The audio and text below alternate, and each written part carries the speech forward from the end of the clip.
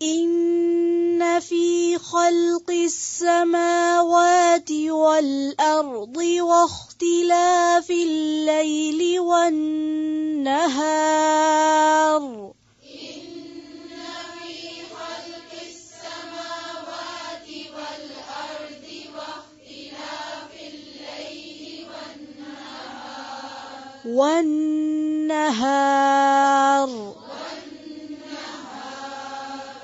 واختلاف الليل والنهار والفلك التي تجري في البحر بما ينفع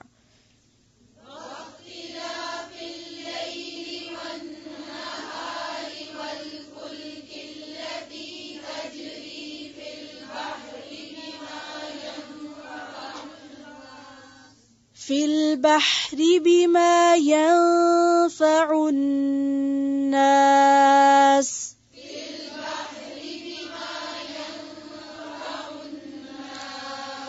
تجري في البحر بما ينفع الناس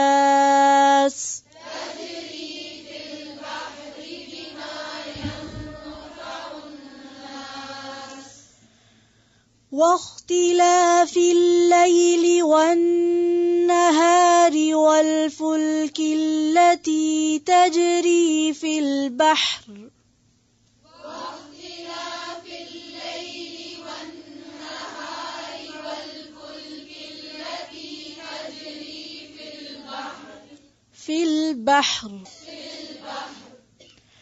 تجري في البحر بما ينفع الناس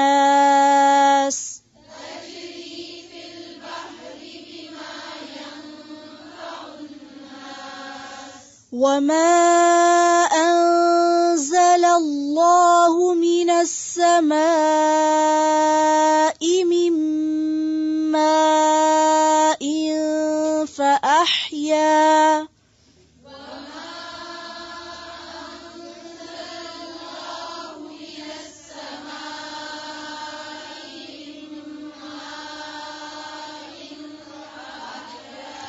من ماء فأحيا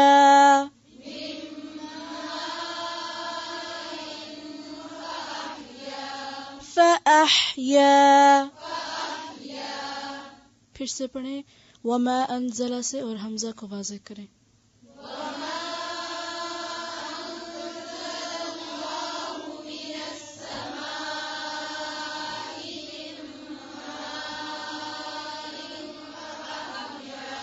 من ماء فأحيا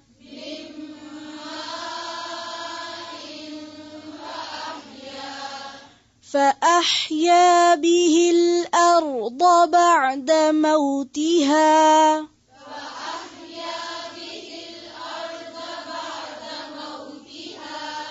پھر سے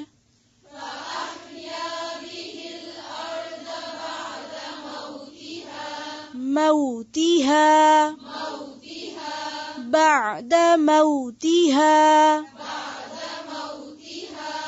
وبث فيها من كل دابة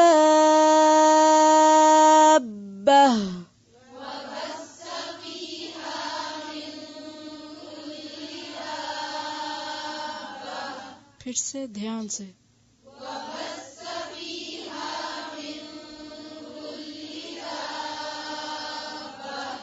وبث فيها من كل دابة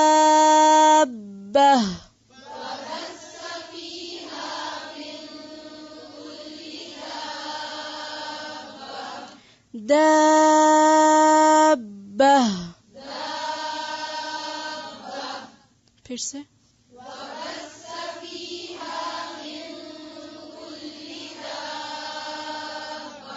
پھر سے پڑھیں پوری توجہ سے آرام آرام سے اور زیر کو اور باریک کریں پھر سے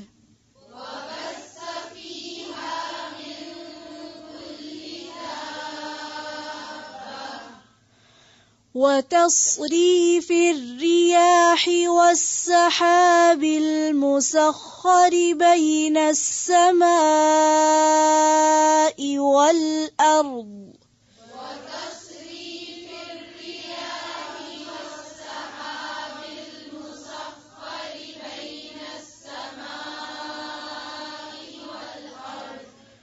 وتصريف الرياح وتصريف الرياح رياح وتصريف الرياح والسحاب المسخر والسحاب المسخر بين السماء والأرض لآيات لقوم يعقلون.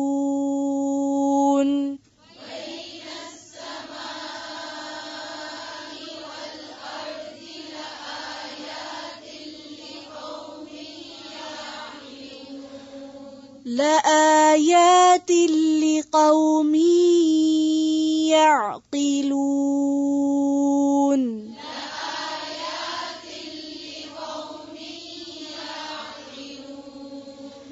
والسحاب المسخر بين السماء والأرض لآيات لقوم يعقلون.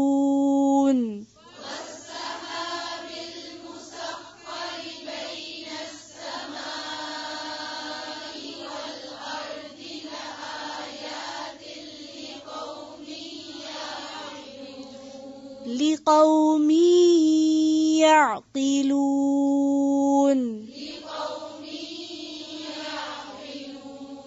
يعقلون.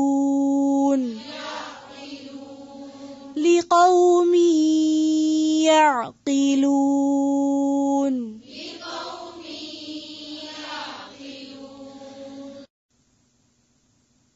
ان بے شک فی خلق السماوات، خلق کہتے ہیں تخلیق کو، پیدائش کو. السماوات سما کی جمع، والارض اور زمین، بے شک آسمان و زمین کی پیدائش میں. واختلاف کا لفظ ہے خے لام فے سے خلف کا کیا معنی ہوتا ہے؟ پیچھے آنا. تو اختلاف ایک دوسرے کے پیچھے آنا. انسانوں میں بھی جب اختلاف ہوتا ہے تو وہ اصل میں کیا ہوتا ہے؟ ایک دوسرے کے پیچھے پڑے رہتے ہیں. اللیل رات والنہاری اور دن، رات اور دن کے اختلاف میں، ایک دوسرے کے پیچھے آنے میں. والفلک اور کشتیاں، اب یہ تو سنگولر لکھا ہوا ہے اور کشتیاں کیوں ترجمہ کر رہی ہوں میں؟ ال کی وجہ سے نہیں. فلک جو ہے نا اسم، تو بعض اسم جو اسم جنس کہلاتے ہیں اس میں واحد جمع مذکر مؤنث سب کا معنی اسی ایک لفظ میں ہوتا ہے. ٹھیک ہے، کچھ چیزیں ہیں جو یعنی تمہیدی طور پر آپ کو بولی جا رہی ہیں تاکہ آپ سن لیں اور بس اتنا یاد رکھ لیں یہ اسم جنس ہے اور اس میں واحد جمع بھی ہوتا ہے، دیٹس اٹ، ابھی اتنا ہی کافی. اور کشتیاں التی وہ جو تجری چلتی ہیں، تجری کا روٹ ہے جیم رے، یہ تیز چلنا بہنا، اور آگے بھی آ رہا ہے کسی چیز کو لے کے چلنا. بما، ماں کا مطلب یہاں وہ سامان ہے. فی البحر سمندر میں، بما ساتھ اس کے جو یعنی وہ سامان جو ینفع نفع دیتا ہے، نون فی عین، الناس لوگوں کو. وما اور جو انزل اللہ نازل کیا اللہ نے من السماء آسمان سے، من ماء پانی سے.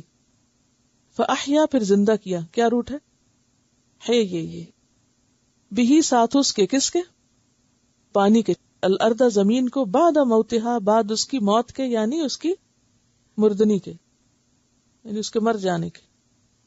موت بھی کیا ہے؟ بیسیکلی مصدر ہے، مرنا. وبث اور اس نے پھیلا دیے. بسا کا مطلب ہوتا ہے کسی چیز کو منتشر کرنا، پھیلانا، اڑانا. کبھی آپ نے کسی کسان کو بیج پھینکتے دیکھا ہے؟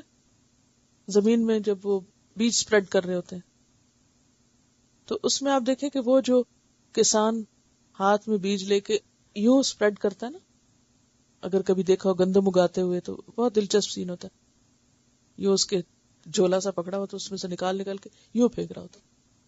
اس عمل کو بس کہتے ہیں، یہ بس ہوتا ہے، بس پھیلا دیے، بکھیر دیے۔ فیہا، اس میں، من کل دابہ، ہر قسم کے جانور۔ دابہ کا لفظ ہے نا، یہ دال بے سے ہے، دال بے۔ دبیب کہتے ہیں رینگنے کو، رینگنا۔ سب سے آہستہ چال کے لیے دبیب کا لفظ استعمال ہوتا ہے۔ تو مراد اس سے کیا ہے؟ چلنے والا۔ دابہ چلنے والا، یعنی ہر وہ جاندار جو چلنے والا ہے۔ مثلا کون کون چلتا ہے؟ انسان اور اینیملز اور کیڑے مکوڑے۔ تو دبیب سب سے سلو چال، اب مجھے نہیں معلوم دنیا میں کس جانور کی چال سب سے سلو ہے، چلیے اس کو فائنڈ آؤٹ کریے، ٹھیک ہے؟ یہ دلچسپ بات ہے، سوچئے کون سی چیز۔ لیکن دبیب عربی میں اس چال کو کہتے ہیں جو سب سے سلو ہوتی ہے۔ اچھا، چال یا چلنا جو ہے یہ لائف کا سمبل ہے، پتہ چلتا ہے کہ یہ چیز زندہ ہے۔ آپ نے دیکھا ہوگا نا کسی کیڑے کو کہ جیسے وہ ایسے لگتا ہے جیسے مرا پڑا، تو آپ ذرا سا پاس ہوتے ہیں تو وہ کیا کرتا ہے؟ چلنے لگتا تھا، آپ کہتے ہیں یہ زندہ ہے ابھی۔ تو جو چال ہے وہ زندگی کی علامت ہے، حرکت۔ تو یہ لائف جس کے اندر بھی ہے، تو اسی لیے دابا کا پھر ترجمہ کیا کہتے ہیں؟ جاندار، ہاں، جاندار یا جانور۔ جانور کیا ہے؟ جان والا۔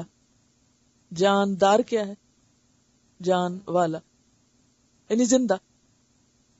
تو دابا یعنی جاندار یا جانور۔ وہ تصریف الریاح، تصریف کا جو روٹ ہے سواد ریفے، صرف، پھیرنا، صرف۔ آپ نے گرامر کے لیے 2 لفظ سنے ہوں گے، صرف اور نحو، سنے کبھی؟ صرف اصل میں فعل کا علم ہوتا ہے کہ اس میں فعل کدھر پھر گیا، جیسے فعل یفعل، افعل لا تفعل۔ تو یہ کیا ہے؟ یہ اس کی تصریف ہے، صرف ہے، یعنی پھر گیا۔ تو فے این لام جو ہے وہ کبھی کسی شیپ میں آ جاتا ہے، کبھی کسی میں، کبھی کہیں گھوم گیا، کبھی کہیں گھوم گیا، تو وہ اس کو صرف کہتے ہیں، جو افعال کا علم ہے۔ تو تصریف یعنی پھرنا، گھومنا، کس کا؟ الریاح، ہواؤں کا۔ ریح کی جمع، ریح کی جمع ریاح۔ ریاح کا روٹ جو ہے وہ رے واو ہے۔ ہوائیں بھی کبھی شمال سے آتی ہیں، کبھی جنوب سے آتی ہیں، کبھی مشرق سے، کبھی مغرب سے، کبھی ٹھنڈی ہوتی ہیں، کبھی گرم ہوتی ہیں، کبھی بارش اور بادل لاتی ہیں، کبھی آندیاں لاتی ہیں، کبھی بادل لے آتی ہیں اور کبھی آئے ہوئوں کو اڑا کے لے جاتی ہیں۔ تو تصریف الریاح، ہواؤں کا گھومنا پھرنا۔ کبھی آپ نے ویدر کا وہ دیکھا ہوگا تو اس میں عموماً کیا دکھاتے ہیں؟ ہواؤں کے ڈائریکشنز دکھاتے ہیں کہ کدھر سے آ رہی ہیں آج۔ تو یہی تصریف الریاح۔ والسحاب، اور بادل۔ سحاب وہ بادل ہوتا ہے، بادلوں کی کئی قسمیں، پیچھے کوئی قسم پڑی ہے؟ غمام، غمام کا لفظ ہے نا، اس کا روٹ غم ہے، غین میم میم، یعنی ایسا کلاؤڈی سیزن جو ہوتا ہے نا جس میں انسان ڈپریسڈ فیل کرتا ہے نا، تو غمامہ بادل کو کہتے ہیں، غم کو ڈپریشن بھی کہتے ہیں جیسے۔ تو ان دونوں میں آپس میں ایک لنک ہے، کیونکہ بادل بھی چھا جاتے ہیں نا، اور غم بھی دل کے اوپر چھا جاتا ہے، تو ان میں ایک طرح سے لنک۔ خیر، سحاب وہ بادل جسے ہوائیں اڑا کے آسمان پہ پھیلا دیتی ہیں۔ سین ہے بے، سحب روٹ ہے سحاب کا۔ المسخر، جو مسخر کیے گئے، مسخر کا روٹ ہے سین خیرے، کسی کو مجبور کرنا، قوت کے ساتھ فرما بردار بنانا، خدمت پہ معمور کرنا۔ تو مسخر جو خدمت پہ معمور ہیں، تو بادل کس کی خدمت پہ معمور ہیں؟ انسانوں کی خدمت پہ، بلا اجرت کسی کی خدمت میں لگانے کو کہتے ہیں۔ کیا پے کرتے ہیں ان کو آپ؟ اس خدمت کے عوض آپ بادلوں کو کیا دیتے ہیں؟ کچھ بھی نہیں، اتنا پانی مفت میں آتا ہے آسمان سے. مسخر کا معنی سین خیرے کسی کو مجبور کرنا، بلا معاوضہ کسی سے کام لینا، خدمت لینا، مسخر کرنا. اب آپ دیکھیں کہ ہوائیں کیا کر رہی ہیں. ہوائیں آ رہی ہیں اور وہ بادلوں کو جدھر جی چاہتا ہے اڑا کے لے جاتی ہیں، اور یہ اللہ کے حکم سے ہوتا ہے. اس کو جب میں پڑھ رہی تھی تو میں سوچ رہی تھی کہ بادل بھی ایسے منہ اٹھا کے نہیں چل رہے. بظاہر ایسا لگتا ہے نا کہ پتہ نہیں کہاں جا رہے ہیں اور کیوں جا رہے ہیں. یوں ہی لگتا ہے نا ایسے جا رہے ہیں، ہمیں نہیں پتا ہوتا کدھر جا رہے ہیں. جی ایک دم تیز جا رہے ہوتے ہیں. وہ مجبور ہیں ادھر جانے پہ. مسخر کا یہی معنی ہے، مجبوراً کسی کو خدمت پہ لگانا، بلا معاوضہ خدمت پہ لگانا. تو یہ خادم ہے آپ کے جو آپ کے سر پہ سایہ کیے ہوئے ہیں، بغیر کسی معاوضے کے آپ کو خدمت فراہم کر رہے ہیں. وہ صدقے کے باب میں ایک حدیث آتی ہے کہ ایک شخص کہیں کھڑا تھا تو اس نے بادل سے آواز سنی کہ اسے آواز آ رہی تھی کہ جیسے کسی نے کہا کہ فلاں کی زمین کو پانی پلاؤ، فلاں جگہ برسو جا. اس کو بڑی حیرت ہوئی کہ یہ کیا آواز ہے اور یہ کون بول رہا ہے. تو ظاہر فرشتہ ہی ہوگا، یہ صحیح حدیث ہے. تو بہرحال وہ بادل چل رہا تھا تو وہ پیچھے پیچھے چلنے لگے کہ اچھا یہ کہاں جاتا ہے، کہاں برستا ہے. بہرحال وہ ایک ٹیلے کے اوپر برسا، پتریلی زمین برسا، اور وہاں سے سارا پانی ایک طرف کو جمع ہوا، اکٹھا ہوا اور بہتا بہتا ایک خاص علاقے میں گیا. تو وہ پہلے تو بادل کو دیکھا برستا کہاں، جب برسا پھر پانی کے پیچھے چلا تو دیکھا کہ ایک شخص آگے کدال لے کے پانی لگا رہا اپنے کھیت کو. تو اس نے کہا تمہارا نام کیا ہے؟ تو اس نے کہا تم میرا نام کیوں پوچھتے؟ تو اس نے کہا کہ میں نے یہ نام بادل میں سنا ہے کہ کوئی کہہ رہا ہے کہ فلاں کی زمین کو پانی لگاؤ، اور یہ تم ہی ہو جو اپنی زمین کو وہی پانی لگا رہے ہو جو بادل سے برسا ہے. تو مجھے بتاؤ کہ تمہارا عمل کیا ہے، تم کرتے کیا ہو کہ اللہ نے تمہارے لیے یعنی یہ مسخر کیا اور تمہیں خاص فائدہ پہنچایا. تو اس نے کہا کہ جو میری پیداوار آتی ہے اس کے میں 3 حصے کرتا ہوں. ایک حصہ گھر والوں کے لیے، ایک دوبارہ اسی زمین کے اندر، اور ایک حصہ اللہ کے راستے میں خیرات کر دیتا ہوں. تو انسان جب دیتا ہے، اللہ کے راستے میں دیتا ہے، تو یہ نہیں ہوتا کہ اس کو واپس نہیں ملتا. پھر اللہ تعالیٰ کسی نہ کسی ذریعے سے وہ رزق اس تک پہنچا دیتا ہے.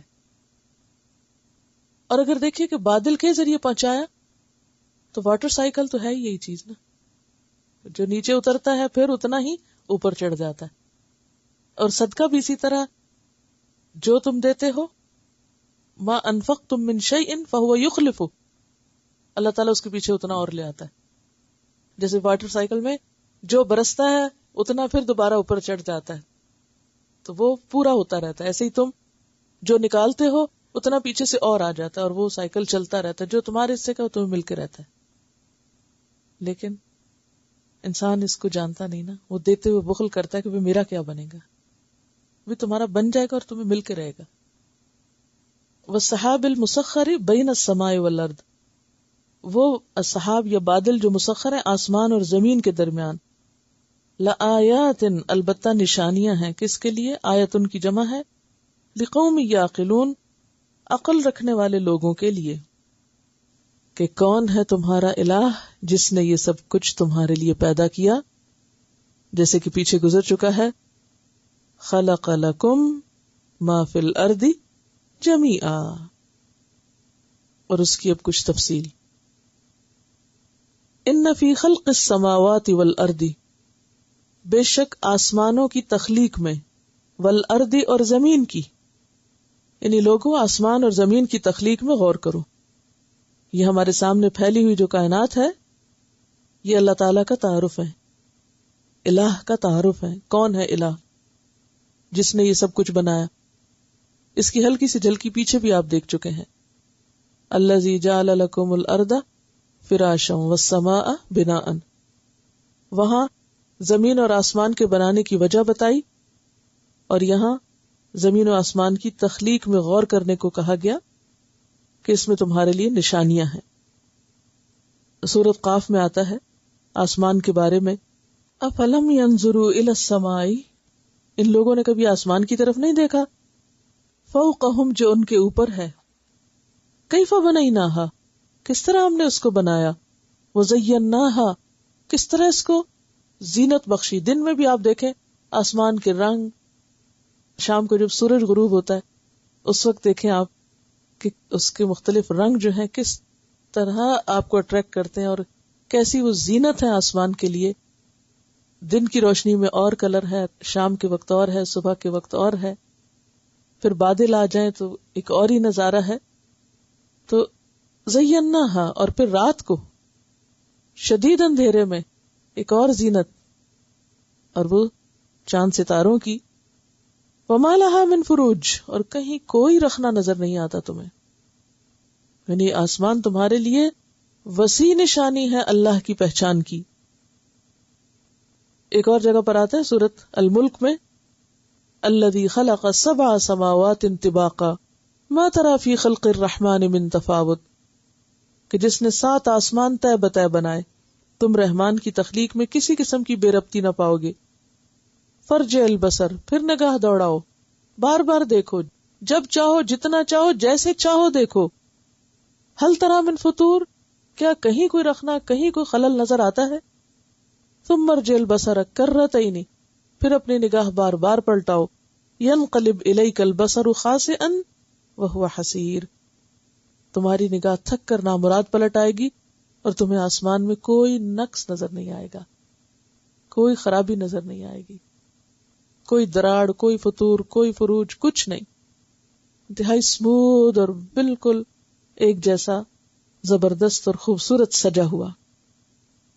تو یہ کیا ہے تمہارے لیے؟ نشانی ہے. نشانی کا کہاں لکھا ہوا ہے؟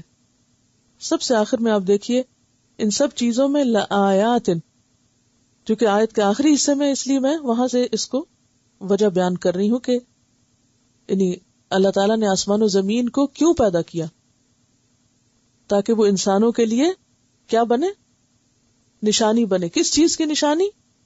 اپنے الہ کو پہچاننے کی، تاکہ انسان پھر اسی کے آگے جھکے جس کے اتنے کمالات ہیں.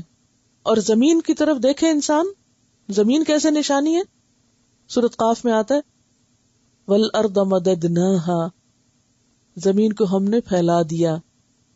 وَأَلْقَيْنَا فِيهَا رَوَاسِيَ، اور اس میں ہم نے کیل گاڑ دیے یعنی پہاڑ ٹھوک دیے. وَأَنبَتْنَا فِيهَا مِن كُلِّ زَوْجٍ بَهِيجٍ، اور اس میں ہم نے طرح طرح کے بارونق پودے اگائے.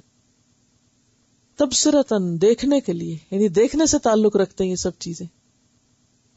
کبھی کبھی انسان سوچتا ہے کہ اللہ تعالیٰ اتنی ویرائٹی کیوں ہے، آخر کوئی فائدہ بظاہر تو نظر نہیں آتا. اب پھول کتنی تھوڑی زندگی ان کی، بعض درختوں کے پھول آپ نے دیکھے ہوں گے ہارڈلی ہفتہ 10 دن رہے ہوں گے اور پھر اس کے بعد سب ختم. آخر کیا غرض ہے اس کے پیچھے کہ ایک دفعہ درخت اتنے سج جائیں کہ نظر یا نگاہ نہ ہٹے اور پھر کچھ دن کے بعد وہ سب ختم ہو جائے. تبصرتاً، یہ دیکھنے سے تعلق رکھتے ہیں. شاید آپ کے ذہن میں بھی یہ بات آتی ہو، آپ واک کو نکلتے ہیں، مختلف طرح کے درخت دیکھتے ہیں، اتنے خوبصورت پھول، خوشبو، رنگ، نظارہ کہ انسان دیکھتا ہی رہ جائے، پھر کچھ دن کے بعد ختم. انسان سوچتا ہے ان کی زندگی کا کیا مقصد تھا، کیا مقصد تھا؟ یہ تھوڑے دن کی باہر دکھا کے کہاں چلے گئے؟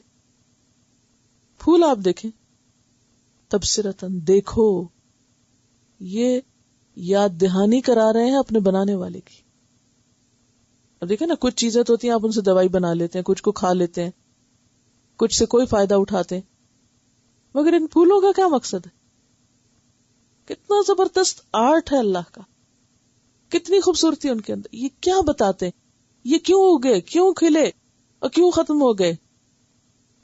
تبصرتاً، آپ کے دیکھنے کے لیے کہ آپ پہچانے اپنے رب کو، اور ذکرا، یاد دہانی کے لیے، لکل عبد منیب، ہر رجوع کرنے والے بندے کے لیے جس کے دل میں اللہ کی محبت ہوگی لازماً پلٹ پلٹ کے اپنے رب کی طرف جائے گا. ہر چیز کو دیکھ کے اسے رب یاد آئے گا. وہ غافل ہو کے ان پھولوں کو نہیں دیکھ سکتا، وہ ان میں کھو نہیں سکتا، ان چیزوں کو دیکھ کر اپنے رب تک پہنچتا ہے اور اس کو یاد کرتا ہے. اور پھر واختلاف اللیل والنہار، اور رات اور دن کے آگے پیچھے آنے جانے میں. یہ ایسا کیوں ہے؟ رات آتی ہے پھر دن آ جاتا ہے، پھر رات پھر دن، سائیکل چل رہا ہے. یہ بھی ایک نشانی ہے. قرآن پاک میں سورۃ الفرقان میں اللہ تعالیٰ فرماتے ہیں وَهُوَ الَّذِي جَعَلَ اللَّيْلَ وَالنَّهَارَ خِلْفَةً لِمَنْ أَرَادَ أَن يَذَّكَّرَ أَوْ أَرَادَ شُكُورًا. الفرقان 62. وہ اللہ وہ ذات ہے جس نے رات اور دن کو ایک دوسرے کے پیچھے آنے والا بنایا، خلفہ، ان لوگوں کے لیے جو یا دہانی حاصل کرنا چاہیں اور یا خدا کے شکر گزار بننا چاہیں. یہ بھی شکر گزاری کا ذریعہ ہے. کیسے شکر گزاری؟ کہ دن ہوتا ہے ہم کام کرتے رہتے پھر تھک جاتے ہیں، پھر شکر کرتے ہیں کہ رات آئی. جب رات بہت دیر سے آتی ہے تو صحیح قدر ہوتی ہے رات کی، ہر چیز لیٹ ہو جاتی، طویل دن ہے تو پھر انسان قدر کرتا ہے کہ شکر ہے رات ہے تو صحیح، بالکل ہی غائب نہیں. اور اسی طرح جب رات آتی ہے تو پھر انسان نیند پوری کر کے پھر اس کا دل کیا چاہتا ہے اٹھے کوئی کام کرے، تو کب اٹھتا ہے؟ جب روشنی ہوتی. تو یہ انسان کو یاد دہانی کرانے کے لیے ہے، ایک تو مرنے کے بعد جی اٹھنے کی، اور ایک اللہ کا شکر ادا کرنے کی. دن آتا ہے تو بندہ شکر کرتا ہے، رات آتی ہے تو بندہ شکر کرتا ہے، حالانکہ دونوں ایک دوسرے کے اپوزٹ ہیں. ایک اور جگہ پر فرمایا سورۃ القصص آیت نمبر 73 وَمِن رَحْمَتِهِ جَعَلَ لَكُمُ اللَّيْلَ وَالنَّهَارَ. یہ اس کی رحمت میں سے ہے کہ اس نے تمہارے لیے رات اور دن بنائے. کیوں بنائے؟ لِتَسْكُنُوا فِيهِ وَلِتَبْتَغُوا مِن فَضْلِهِ، کہ رات میں سکون پاؤ اور دن میں کام کرو، اس کا فضل تلاش کرو. وَلَعَلَّكُمْ تَشْكُرُونَ، تاکہ تم شکر ادا کرو. یہ نعمتیں کس لیے دی ہیں؟ کہ شکر گزار بنو، شکر ادا کرو. کیونکہ ایک اور جگہ پر آتا ہے قُلْ أَرَأَيْتُمْ إِنْ جَعَلَ اللَّهُ عَلَيْكُمُ النَّهَارَ سَرْمَدًا إِلَى يَوْمِ الْقِيَامَةِ مَنْ إِلَٰهٌ غَيْرُ اللَّهِ يَأْتِيكُمْ بِلَيْلٍ تَسْكُنُونَ فِيهِ أَفَلَا تُبْصِرُونَ. اگر اللہ تعالیٰ تمہارا دن قیامت تک طویل کر دیتا تو کون تھا وہ رب جو تمہیں رات لا کے دیتا؟ کون تھا تمہارا الہ جو تمہیں رات فراہم کرتا جس میں تم سکون پاتے؟ کیا تم دیکھتے نہیں ہو؟ اور واقعی اس معاملے میں انسان کتنا بے بس ہے، کتنا بے بس ہے کہ اگر رات ختم نہ ہو تو آپ دن نہیں لا سکتے. سارے لوگ مل کے بھی دن نہیں اسے بنا سکتے. قطرے جتنا بھی، بال برابر، ذرے برابر کسی انسان کا کوئی اختیار ہی نہیں، اس کے پاس کوئی گنجائش اور کوئی طاقت ہی نہیں کہ وہ کیا کرے، اس میں کوئی تبدیلی کر سکے، رات کو دن بنا سکے یا دن کو رات بنا سکے. تو یہ رات کا رات ہونا اور دن کا دن ہونا دراصل کیا ہے؟ اللہ کی پہچان، اور پھر اس کے کچھ اور فائدے بھی کہ سکون پاؤ اور کام کاج کرو، اور پھر نتیجتاً تم شکر گزارو اسی کے جس نے یہ سب بنایا، کیونکہ تم نہیں بنانے والے یہ، اور نہ ہی کوئی اور بنا سکتا ہے. والفلک، اور کشتیاں، التی تجری فی البحر، اتنی بھاری بھرکم پہاڑوں جیسی ہو کے بھی سمندر میں چلتی چلی جاتی ہیں، اتنی لائٹلی جاری ہوتی ہیں کہ جیسے کوئی بات ہی نہ ہو. بما ينفع الناس، اور دیکھو ان کشتیوں میں کیسے کیسے فائدے ہیں تمہارے لیے، کتنا کچھ سامان اٹھا کے وہ ایک جگہ سے دوسری جگہ جاتے. اب دیکھیں کہ بائی ایئر بھی آپ سامان ایک جگہ سے دوسری جگہ اٹھاتے ہیں، مگر اتنا نہیں لوڈ کر سکتے جہاز کے اوپر، ہوائی جہاز کے اوپر اتنا بوجھ نہیں آپ ڈال سکتے جتنا آپ کس پہ ڈالتے ہیں، سمندری جہاز پہ ڈالتے ہیں یا کشتی پہ ڈالتے ہیں. اور پھر کتنا چیپ بھی ہوتا ہے نا اس کے مقابلے میں. یہ پانی کو مسخر کیا اللہ نے تمہارے لیے، تو یہ سب کچھ ایک جگہ سے دوسری جگہ جا رہا ہوتا ہے، رواں دواں ہے، چلتا چلا جا رہا ہے، اور تمہارے سامان ادھر سے ادھر آ رہے ہیں اور جا رہے ہیں. وما انزل اللہ، اور جو اللہ نے اتارا، من السماء، آسمان سے، من ماء، پانی سے، یعنی بارش برستے کو دیکھو، اس میں بھی نشانی. فَأَحْيَا بِهِ الْأَرْضَ بَعْدَ مَوْتِهَا، پھر اس پانی کے ذریعے مردہ زمین کو زندہ کر دیا.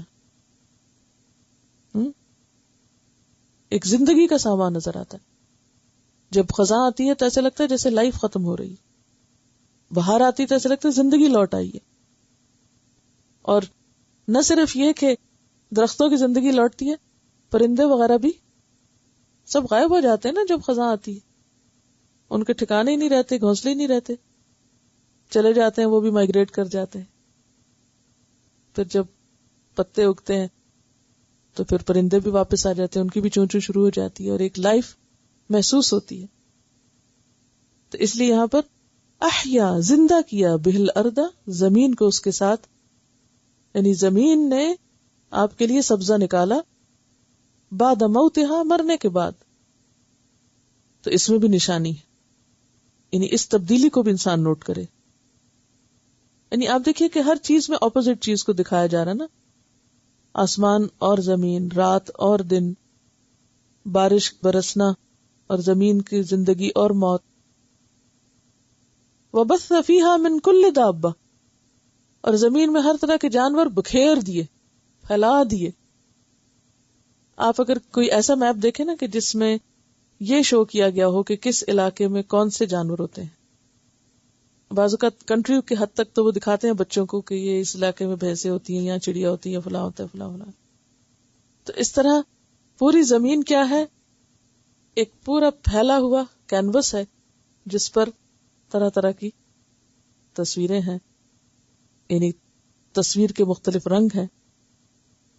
ایسا لگتا ہے نا پوری ایک سینری پینٹ کی جا سکتی ہے ان ساری چیزوں کو سامنے رکھ کے، یعنی ایک ایسی پینٹنگ ہو جس میں آسمان بھی ہو، زمین بھی ہو، سورج کا طلوع یا غروب بھی، اور پھر سمندر اور کشتیاں چل رہی ہیں، آ رہی ہیں، جا رہی ہیں، خراما خراما. کبھی آپ سی سائڈ پہ جائیں جہاں جہاز آتے اور جاتے ہیں، کبھی آپ نے دیکھا ہوگا.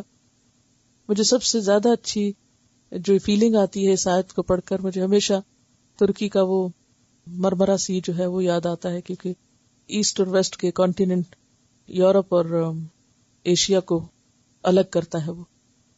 اور استنبول دنیا کا شاید وہ واحد شہر ہے جو آدھا ایک کانٹیننٹ پہ اور آدھا ایک پر.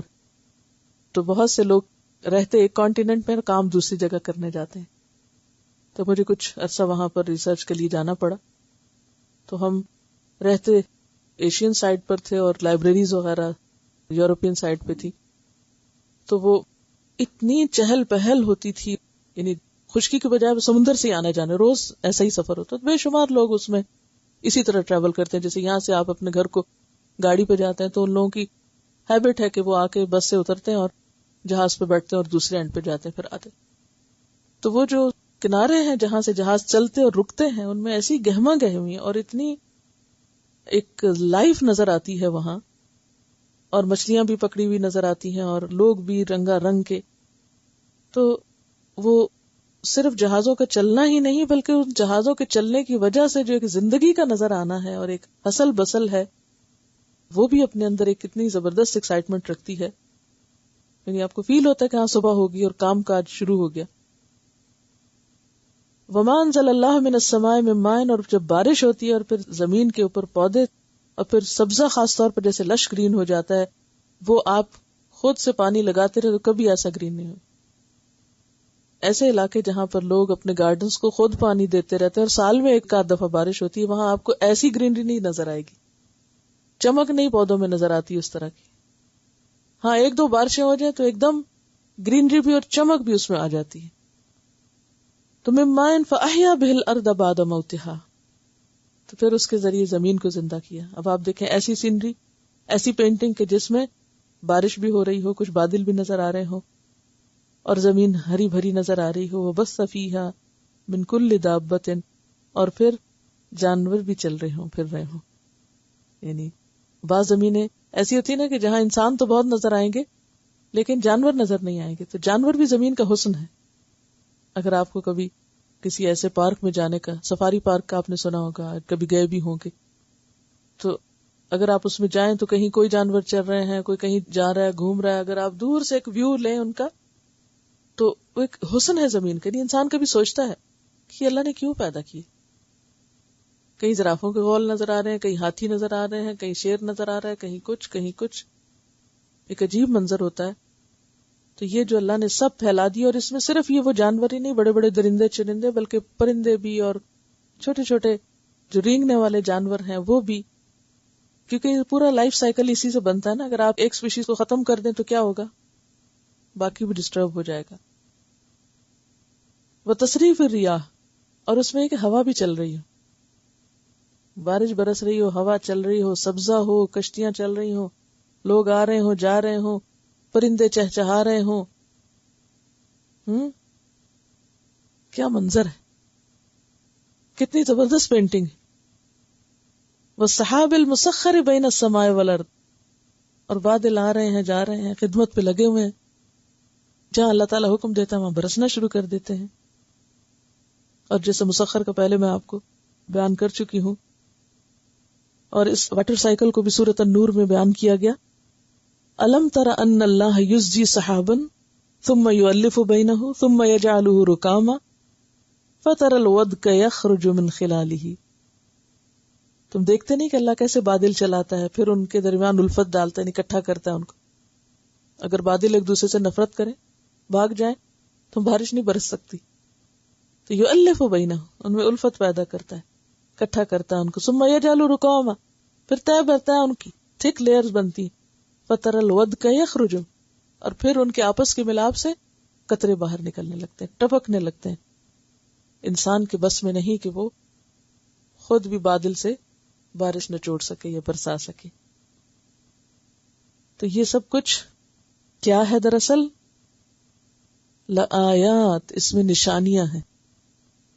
کس کے لیے؟ لقوم یعقلون، عقل والے لوگوں کے لیے. عقل والوں کے لیے اس میں بہت نشانیاں ہیں. نشانی کس کو کہتے ہیں؟ نشانی کیا کام کرتی ہے؟ نشانی پہچان کا ذریعہ بنتی ہے. تو یہ نشانیاں کس کی پہچان کا ذریعہ ہے؟ الہ کی پہچان کا ذریعہ، کہ صرف وہی یہ سب کچھ کر رہا ہے. اور آپ دیکھیں کہ ان سب چیزوں کو ایک وقت میں ایک جگہ اکٹھا کیا گیا نا. تو یہ سب کچھ الگ الگ بھی ہے مگر ایک دوسرے سے جڑا ہوا بھی ہے. کیسے؟ آسمان کو دیکھیے، سورج نہ ہو تو زمین زندہ نہیں رہ سکتی. اگر صرف رات اور دن نہ ہو، دن نکلتا ہے، سورج نکلتا ہے، تبھی لائف ہوتی ہے. پھر آپ دیکھیں کہ پانی نہ ہو تو پودے نہ اگیں. پھر اسی طرح جانور نہ ہو تو لائف نہ ہو. پھر اس سے ہوائیں نہ ہو تو بادل نہ آئے، بادل نہ آئے تو بارش نہ برسے. یعنی یہ ساری چیزیں الگ الگ بھی ہیں مگر ایک دوسرے کے ساتھ انٹر کنیکٹڈ ہیں، جو ایک اللہ کی طرف لے جاتی ہیں. ایک ہی رب ہے جو ان سب کا مالک ہے.